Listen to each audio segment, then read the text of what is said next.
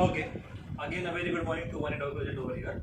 So this is our third lecture, and we will go for the second chapter of economics subject only. Yes, the second chapter in this economy book is sectors of Indian economy. Again, I would like to go through with some previous examples of the previous chapters that we have already learned about the sectors: primary sector, secondary sector, and tertiary sector.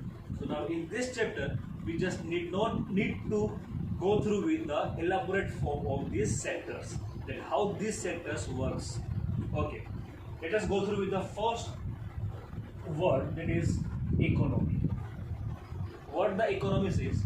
Economy is a platform which provides you the income sources. Economy is a platform which provides you the earning sources, or I would say income sources. How? Because whatever we are earning, it just means that we are working something or we are providing ourselves to the country, and in that return we are getting income. मतलब economy वो platform है जो हमें कमाई का source provide करती है, income का सोर्स प्रोवाइड करती है. अगर हम कुछ काम करते हैं तो उस काम के बदले में हमें क्या मिल रहे हैं? रुपए मिल रहे हैं, हमारी इनकम मिल रही है. अब वो कौन कौन से काम हो सकते हैं? Let it be a teacher, let it be a professor, let it be a doctor's, let it be a policeman, let it be a software engineer. All these examples are related with the tertiary sector. Why? That I will explain you in later.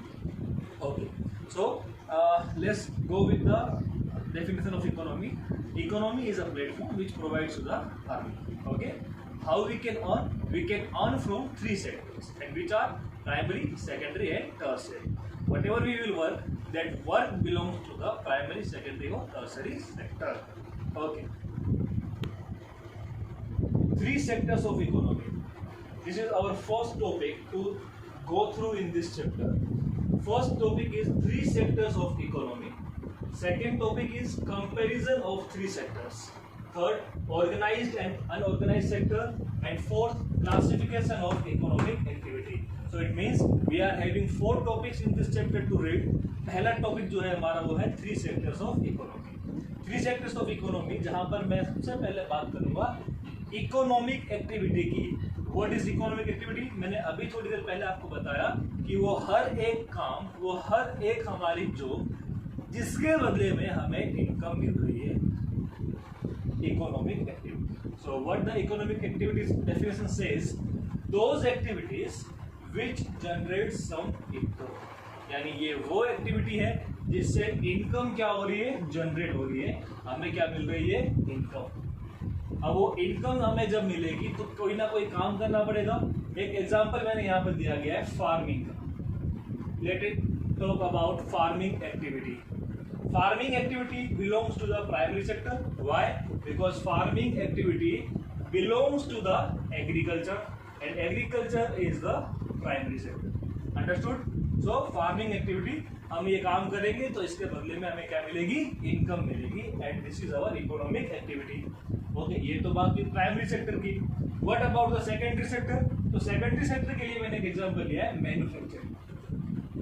Manufacturing, तो मेरे हाथ में जो ये marker है, ये marker जो है ये किसी इंडस्ट्री का प्रोडक्ट है, और ये इंडस्ट्री का प्रोडक्ट है, इसलिए किसके अंदर आएगा?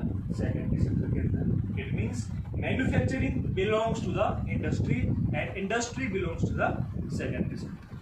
Clear? Okay. Third, tertiary sector. Again I am repeating the same thing. There is a lot of difference between tertiary sector and territory. Territory means domestic boundary and tertiary sector means service sector, like banking activity. These are the services which we cannot see, which we cannot touch, which we cannot feel. These are the services which are intangible. So banking is one of the intangible services which we cannot see, which we cannot touch. It belongs to the tertiary sector. So these are the sectors, and these three sectors of economy which provides economic activity. And what is economic activity? Those activities which generate some income. हर एक वो काम जो हमें income provide कर रहा है, वो चाहे प्राइमरी का हो, सेकेंडरी का हो, टर्शियरी का हो, इन 3 सेक्टर के अलावा कोई चौथा सेक्टर नहीं है। अंडरस्टूड? आगे बढ़ते हैं हम लोग। Comparison of 3 sectors. सो हमारा first topic clear, 3 sectors of economy, primary, secondary and tertiary, which is also known as agriculture sector, industrial sector and service sector. You all are very welcome. Okay, let us go with the comparison of 3 sectors. Comparison of sectors through production और GDP. मैंने यहाँ पे 2 word use कर लिए हैं, एक word use किया production और दूसरा वर्ड यूज किया है GDP। अब प्रोडक्शन और जीडीपी क्या है, तो प्रोडक्शन के बारे में मैं पहले आपको जस्ट एक नॉलेज दे देता हूं कि जो प्रोडक्शन है, it's just a process of converting raw material into final goods. मतलब जो मैन्युफैक्चरिंग हम लोग कर रहे हैं, जो भी हम लोग प्रोसेस कर रहे हैं, किसके लिए? प्रोडक्शन के लिए। तो रॉ मटेरियल को हम लोग फिनिश गुड्स में कन्वर्ट कर रहे हैं। अब रॉ मटेरियल मेरे पास क्या है?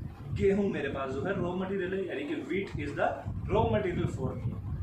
कब तक? जब तक मैं उसके ऊपर कुछ प्रोसेस करके फ्लोर ना बना दूं। So wheat is the raw material and flour is the final goods.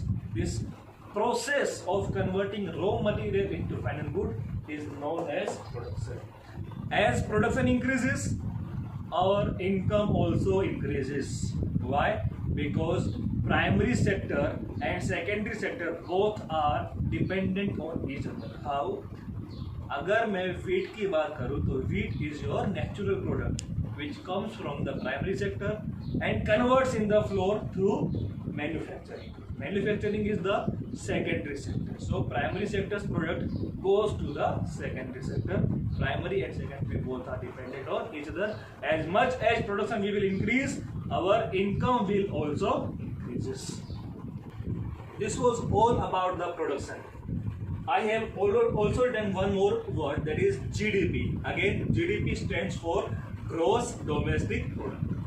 What is gross domestic product? The total income of our total final goods from the 3 sectors. मेरे प्राइमरी, सेकेंडरी, टर्शियरी 3 सेक्टर हैं। इन तीनों sector से मैंने जितने भी product बनाए हैं, जितने भी सर्विसेज बनाई है, उन सब प्रोडक्ट और सर्विसेज का सम कहलाएगा gross domestic product. Domestic means territory, territory means domestic, tertiary means service.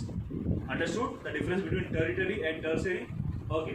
GDP, gross domestic product, which is the total sum of the products and services which is produced in the particular year from 3 sectors, that is primary, secondary and tertiary. Okay, let's go with the GDP. The value of final goods. अब यहाँ पर 2-3 word ऐसे नए आएंगे जिन्हें आपको समझना जरूरी है।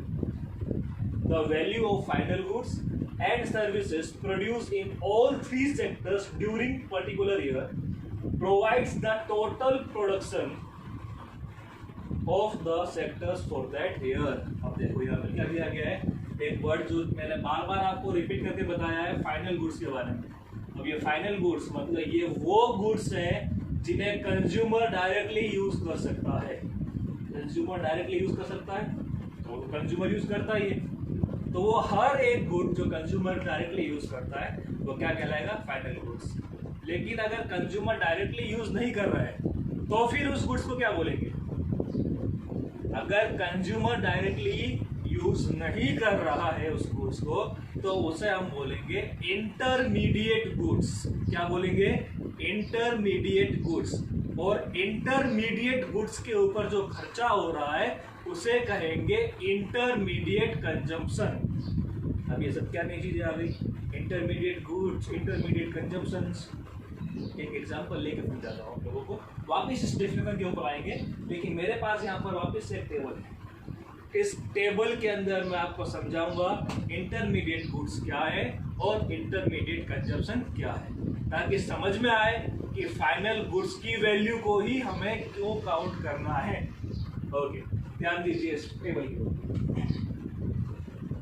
हमने फर्स्ट कॉलम लिया है पर्टिकुलर्स, पर्टिकुलर्स जहां पर हमें डिटेल्स दी गई। क्या दी गई है? डिटेल्स। सेकंड जो लिया है मैंने वो है GVOMP कॉलम, और थर्ड लिया है मैंने IC एंड थर्ड कॉलम लिया है GVAMP। अब मैंने जानबूझ करके इनकी यहाँ पर फुल फॉर्म नहीं लिखी ताकि मैं आपके सामने लिखूं। क्यों? याद करना जरूरी है। GVOMP,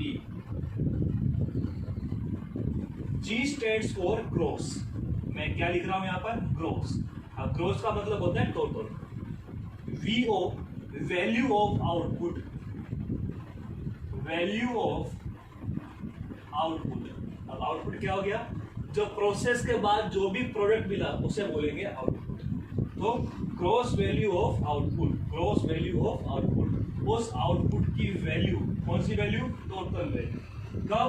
एट MP, यानी कि eight market price, eight market price, यानी मार्केट प्राइस के ऊपर उस आउटपुट की जो भी टोटल वैल्यू है उसे कहेंगे हम लोग GVOMP। अब ये सब क्या चीजें आ रही हैं तो वापस बता रहा हूं मैं। एक एग्जांपल लेता हूं। 1 kg व्हीट आपने खरीदा है, ये 24 रुपीज पर केजी। तो 24 रुपए पर आपने जो ये गेहूं खरीदा है, तो 24 रुपीज जो है वो हो गई उस फाइनल गुड्स की वैल्यू। अभी क्योंकि गेहूं है, ये गेहूं हमने खरीदे हैं तो कितने रुपए के खरीदे? 24 रुपए के, इसलिए 24 रुपीज जो है वो क्या हो गई? फाइनल गुड्स की वैल्यू। अगर मैं 1 kg फ्लोर खरीदता, क्या खरीदता हूँ? फ्लोर, और उसकी वैल्यू होती है यहाँ पर 35 रुपीज। क्या होती है? 35 रुपीज। तो अब डिपेंड करता है मेरी चॉइस के ऊपर कि whether I will go for the wheat और I will go for direct flour. अगर मैं फ्लोर डायरेक्ट यूज करता हूं तो फ्लोर जो है वो प्रोडक्ट किसका है? वो प्रोडक्ट है मैन्युफैक्चरिंग यानी कि इंडस्ट्री का। क्यों? क्योंकि डायरेक्ट हम लोगों को गेहूं मिलते हैं फार्म से, हमें आटा मिलता नहीं। आटा जो है वो गेहूं के ऊपर प्रोसेस की raw materials converts into the final goods. So floor जो है हमारे लिए क्या हो गया? फाइनल गुड, और अब व्हीट क्या हो गया? Raw material. अगर फाइनल गुड फ्लोर हो गया तो उसकी वैल्यू क्या है? 35 रुपीज पर केजी, यानी फाइनल गुड की वैल्यू क्या हो गई? 35। सो GVOMP क्या हो गया यहाँ पर? 35। क्या हो गया? 35। समझ में आया सबको?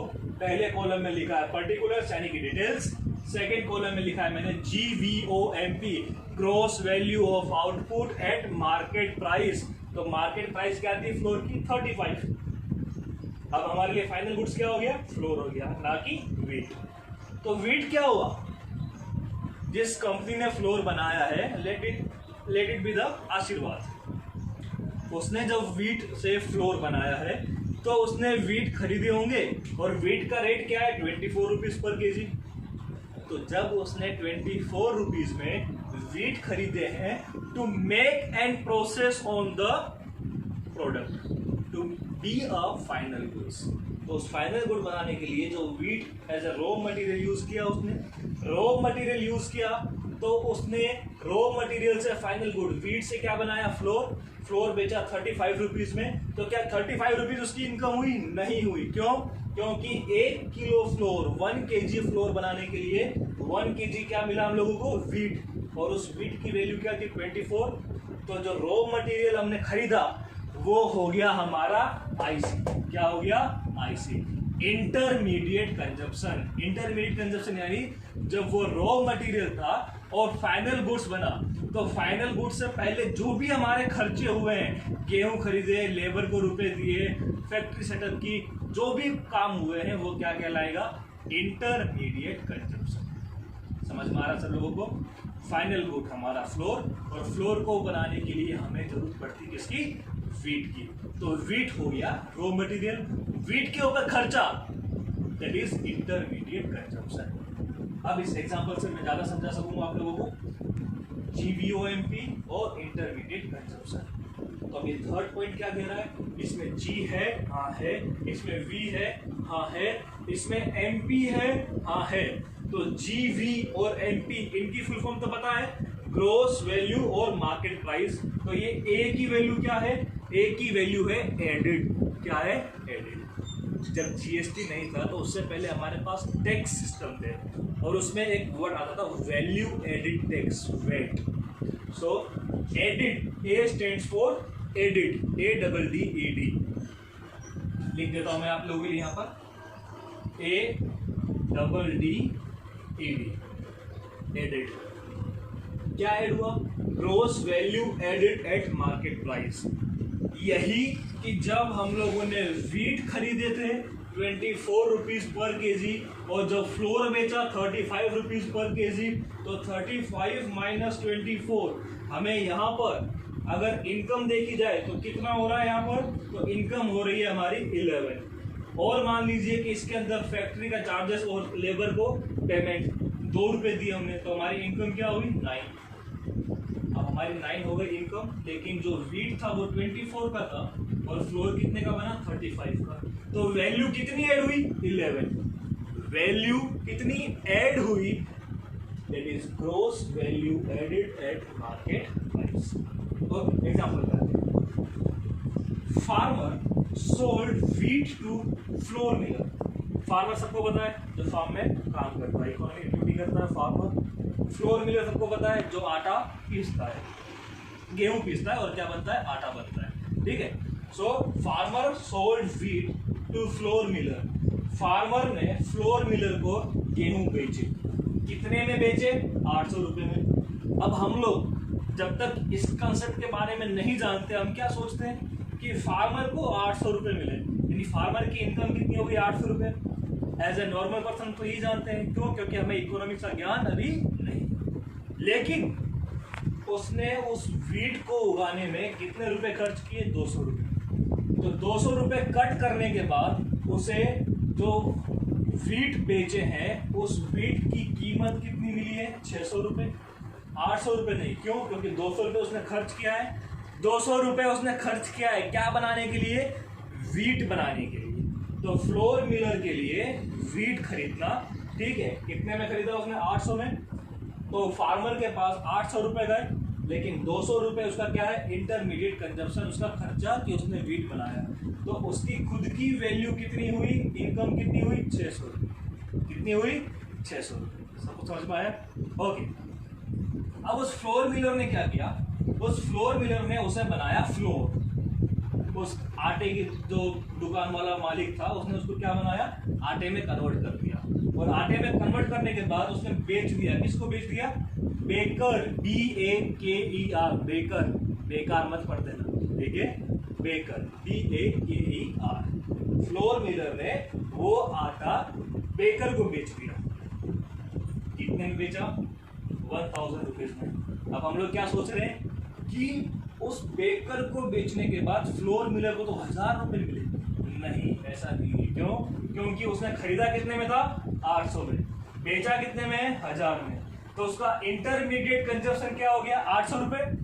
यानी कि उसका खुद का खर्चा कितना हो गया? 800 रुपए। तो 1000 रुपए में से 800 रुपए उसने खर्चा करके गेहूं खरीदे थे, तो उसको खुद को रुपए कितने मिले? 200 रुपए। तो उस बेकर सॉरी फ्लोर मिलर की इनकम कितनी हो गई? 200 रुपए। कितनी हो गई? 200। आगे देखते हैं कि वो बेकर क्या करता है। ठीक है। Baker sold bread. अब उस बेकर ने क्या किया? उस आटे का ब्रेड बना लिया। उस आटे की ब्रेड बनाई और किसको बेच दिया? शॉपकीपर को। तो ब्रेड बनाई तो कुछ ना कुछ वैल्यू ऐड होगी। तो उसने 1000 रुपए में जो है बेकर को सामान बेच दिया था। किसने? फ्लोर मिलर ने। बेकर ने 1000 रुपए में खरीद करके ब्रेड बनाई और कितने में बेची? 1200 रुपए में। तो उसका इंटरमीडिएट कंजप्शन क्या हुआ? 1000 रुपए। तो उसकी इनकम कितनी हुई? 200 रुपए। कितनी हुई इनकम? 200 रुपए। किसकी? बेकर। एक और बात देखो, फार्मर की इनकम 600 रुपए, फ्लोर मिलर की इनकम 200 रुपए और बेकर की इनकम 200 रुपए। अब शॉपकीपर ने क्या किया? उसका केक बनाया और कस्टमर को बेच दिया। कस्टमर को कितने में बेचा? 1400। कितने में? 1400। लेकिन उसने खुद ने खरीदा कितने में था ब्रेड? 1200 रुपये। सो उसका खुद की इनकम कितनी हुई? 200 रुपये। कितनी हुई? 200 रुपये। अब अगर हमें इन दो चीजों के बारे में ना पता होता, इन दो चीजों के बारे में, IC और GVMP, हम सिर्फ क्या सोचते कि फार्मर के पास 800 रुपये आए, फ्लोर मिलर के पास 1000 रुपये आए, बेकर के पास 1200 रुपये आए और शॉपकीपर के पास 1400 रुपीज आए, तो सबकी इनकम अगर हम लोग मिलाएं तो कितना हो गया 4400। ऐसा नहीं है, क्यों? क्योंकि 800 रुपये में 200 रुपये का खर्चा था, तो उसकी खुद की रियल इनकम कितनी हुई 600। 1000 रुपये हमको दिखाई दे रहा है फ्लोर मिलर की इनकम, लेकिन ऐसा नहीं है। क्यों? क्योंकि उसका अंदरूनी खर्चा, उसका जो इंटरमीडिएट कंजप्शन हुआ वो कितना हुआ 800 रुपये, तो रियल में फ्लोर मिलर को रुपए सिर्फ 200 ही मिले। सेम वे में जो बेकर है उसको भी 1000 रुपए में खरीदना पड़ा सामान और रुपए उसको सिर्फ 200 मिले। शॉपकीपर को भी जो है रुपए सिर्फ कितने मिले 200।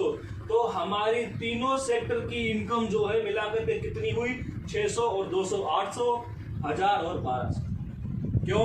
क्योंकि मैंने इस GVOMP जो मार्केट प्राइस है उसमें से उसका खर्चा माइनस कर दिया। GVAMP equals to GVOMP minus IC। अब GVOMP हमारे पास टोटल कितना आया 4400। अगर मैं बोलूं कि ये हमारी इनकम हुई है, GDP हुई है, तो वो रॉन्ग है। क्यों? क्योंकि इसमें डबल काउंट हुआ है। क्या काउंट हुआ है? Double count. जबकि 1000 रुपए उसकी इनकम नहीं है। क्यों नहीं है? 1000 रुपए इनकम इसलिए नहीं है क्योंकि 800 रुपए उसने खुद ने पहले खर्चा किया है। उसकी इनकम सिर्फ कितनी हुई 200।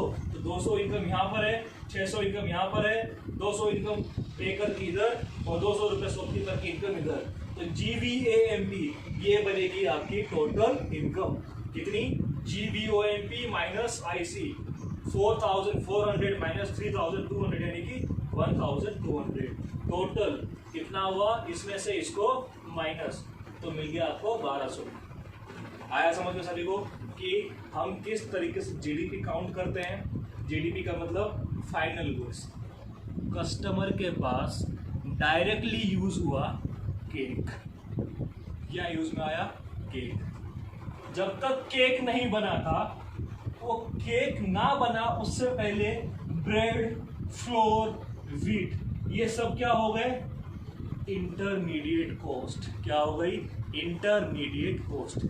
हमारे हाथ में फाइनल गुड कौन सा आया? फ्लोर आया, व्हीट आया या ब्रेड आई? हमारे पास आया केक। तो केक की वैल्यू कितनी? केक की वैल्यू थी 1400, लेकिन उसमें से 1200 रुपये किसका खर्चा था? किसका खर्चा था? अब तक का जो खर्चा प्लस होते हुए आ रहा है वो। सो फाइनल केक की जो कीमत मिलेगी हम लोगों को, उसके बाद टोटल इनकम प्लस होगी, दैट इज 1200। कितनी हो गई? 1200। ये है GDP, which is the value of final goods and services। ये सिर्फ हम लोगों ने गुड्स की बात की है, अभी तक सर्विस की बात की नहीं है। The value of final goods and service produced in all three sectors during a particular year provides the total production of the sectors for that year। यानी कि हमारी इनकम टोटल कितनी आ गई? 1200। This is our GDP। Understood? अब इस पूरे example को एक सेंटेंस में कंक्लूड खत्म करते हैं। यहाँ पर हम लोग कि किस तरीके से हम लोगों ने कंपैरिजन किया है 3 सेक्टर्स ऑफ इकोनॉमी, किस तरीके से प्रोडक्शन और GDP को हम लोगों ने यहाँ पर एक्सप्लेन किया, उसको हम लोग खत्म करते हैं। Again the same heading, content change हुआ है। As thousands of economic activities going around in all 3 sectors। क्या बताया गया है कि इन 3 सेक्टर्स के अंदर thousands of economic activity चल रही है। पहले तो इकोनॉमिक एक्टिविटी क्या होती है? those activities which generate some income। अब इसमें मैंने जो भी एग्जांपल दिए हैं सब इकोनॉमिक एक्टिविटी कर रहे हैं। क्यों? क्योंकि सबको क्या मिल रहे हैं? रुपए मिल रहे हैं। सो as thousands of economic activities going around in all 3 sectors, it makes almost impossible to take account of such activities।